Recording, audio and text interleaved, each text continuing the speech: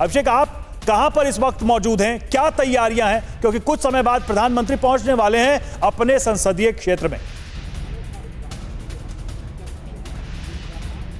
रवि, हम इस समय रुद्राक्ष कन्वेंशन सेंटर है, ये देखिए यहाँ से दिखाई पड़ रहा है, बेहद ही खूबसूरती से इसको सजाया गया है और ये भारत और जापान की दोस्ती का प्रतीक है। और मैं आपको दिखाता हूँ, एक तरफ से देखिए भारत और जापान के आपको जो राष्ट्रीय ध्वज है वो आपको दिखाई दे रहा है।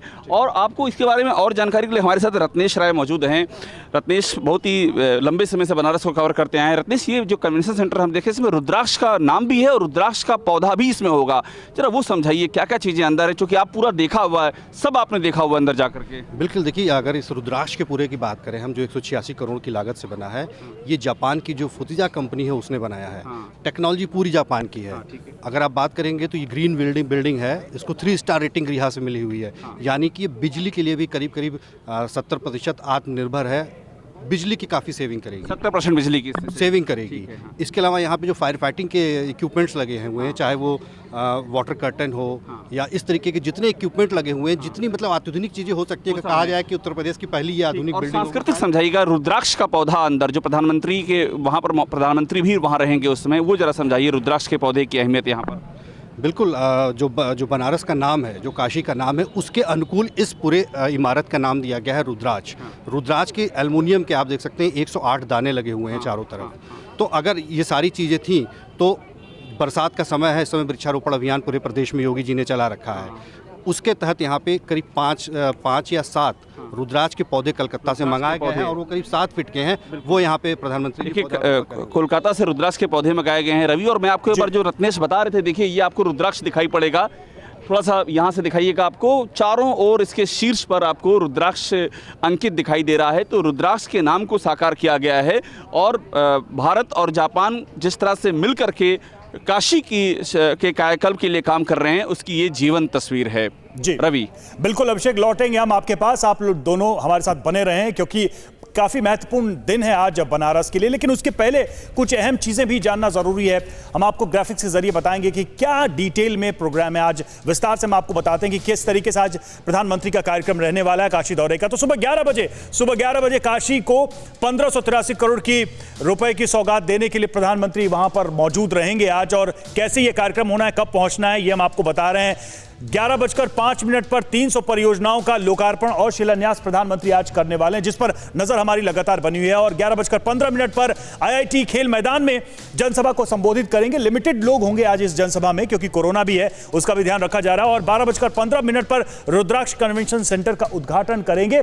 बहुप्रतीक्षित है, सबको इंतजार है कि इस कन्वेंशन सेंटर को लेकर प्रधानमंत्री क्या कहने वाले हैं। 12:15 पर रुद्राक्ष कन्वेंशन सेंटर में PM मोदी का संबोधन भी होना है, वहां पर एक स्पीच भी देंगे प्रधानमंत्री नरेंद्र मोदी आज। और 12:15 पर ही सेंटर पर, रुद्राक्ष सेंटर पर, कन्वेंशन सेंटर पर एक पौधा रोपण करने वाले हैं, एक पौधा लगाने वाले हैं रुद्राक्ष का प्रधानमंत्री नरेंद्र मोदी। दोपहर 2 बजे क्या कार्यक्रम है, तो BHU के मातृ शिशु केंद्र जाएंगे प्रधानमंत्री नरेंद्र मोदी आज वहां पर, चूंकि BHU के परिसर में ही मौजूद रहेंगे। और तीसरी लहर को लेकर डॉक्टरों से बातचीत करने वाले हैं, वार्ता करने वाले हैं, उनसे मंथन करने वाले हैं प्रधानमंत्री नरेंद्र मोदी। दोपहर 3 बजे IIT मैदान के हेलीपैड से एयरपोर्ट के लिए रवाना होंगे, वापस बाबतपुर एयरपोर्ट के लिए रवाना होंगे प्रधानमंत्री। और 3 बजे वो दिल्ली के लिए वापस लौट जाएंगे। तो ये प्रधानमंत्री का आज का पूरा डिटेल प्रोग्राम हमने बताया, कार्यक्रम बताया, जिस पर हमारी लगातार नजर बनी हुई है। उमेश पाठक हमारे सहयोगी भी इस वक्त जुड़े हुए हैं, उनके पास चलेंगे। अभिषेक उपाध्याय भी हमारे साथ जुड़े हुए हैं। उमेश, जो चीज यहां पर बार बार कही जा रही है कि प्रधानमंत्री आज काशी को बहुत सारा तोहफा देने वाले हैं, सबको इस बात का इंतजार है, लेकिन एक राजनीतिक इसके मतलब भी निकाले जा रहे हैं। विपक्ष के कई लोग इसे राजनीतिक एंगल से भी देखने की कोशिश कर रहे हैं। क्या इसमें कोई पॉलिटिकल मास्टर स्ट्रोक छिपा हुआ है? देखिए, मैं आपको बताना चाहूँगा कि जब काशी से यानी कि वाराणसी से चुनाव लड़े थे, उस समय भी इस चीज़ की चर्चा हुई थी कि अगर काशी से चुनाव लड़ रहे हैं, वाराणसी से चुनाव लड़ रहे हैं नरेंद्र मोदी, तो इसका सीधा असर न सिर्फ पूर्वांचल पर बल्कि बिहार की सीटों पर भी होता है।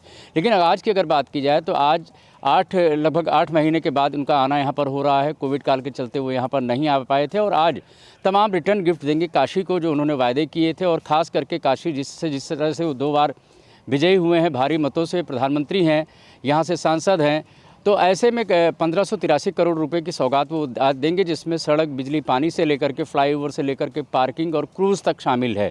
इसमें मैं आपको बताना चाहूँगा लगभग 744 करोड़ रुपए की ऐसी परियोजनाएं हैं जिनकी शुरुआत होनी, यानी शुभारंभ जिसका होना है। इसके अलावा 838 करोड़ रुपए की लागत की जो परियोजनाएं हैं उनका आज शिलान्यास होना है, यानी कि उनकी जो ले फाउंडेशन है वो की जाएगी। इसके सियासी मायने क्या निकाले जा सकते हैं वो सियासतदान जाने, लेकिन इसको लेकर के यहाँ पर चर्चा ज़रूर गर्म है कि जब 6 से 7 महीने का वक्त रह गया है चुनाव में, तो ऐसे में प्रधानमंत्री नरेंद्र मोदी का काशी वापस आना हो रहा है और यहाँ पर जो वो सौगात दे रहे हैं उसको लेकर के भी तमाम चर्चाएं हैं। यहाँ काशी के लोगों का कहना है कि जिस तरीके से उनका संवाद यहाँ से रहा है, जिस तरीके से रिश्ता रहा है और जिस तरीके से कोविड काल के दौरान भी वो भले ही ना आ पाए हों लेकिन यहाँ के लोगों से बातचीत करते रहे, एक उनकी आत्मीयता है। और ख़ास करके क्योटो की अगर बात की जाए तो इसके पहले भी प्रधानमंत्री के कार्यालय से और इसके अलावा अमित शाह की तरफ से इस तरह का बयान भी आया था कि क्योटो की तर्ज पर कायाकल्प तो ज़रूर किया जाना है, लेकिन जो वाराणसी है, वाराणसी के भौगोलिक, सांस्कृतिक, आध्यात्मिक और धार्मिक महत्व को भी कम नहीं होने देना है। तो ऐसे में रुद्राक्ष कन्वेंशन सेंटर आज जिसका उद्घाटन होना है, उसको लेकर के भी लोगों में कौतूहल है। और ख़ास करके जो आज जनसभा होगी यहाँ पर क्या संबोधित करते हैं अपने काशी के लोगों को, अपने वाराणसी के लोगों को, उसको लेकर के भी तमाम चर्चाएं हैं कि आखिर जब प्रधानमंत्री आ रहे हैं तो अपने लोगों को क्या संदेश आज देंगे। बिल्कुल, निश्चित तौर पर सबकी नजर उस पर बनी हुई है क्योंकि सीधा संवाद हो रहा है। ये 8 महीने बाद खुद मौजूद रहेंगे वाराणसी में। अभिषेक हमारे साथ बने हुए हैं कन्वेंशन सेंटर से, उनके पास भी लौटेंगे। अड़ी सोमवार से शुक्रवार शाम 6 बजे सिर्फ TV9 भारतवर्ष पर।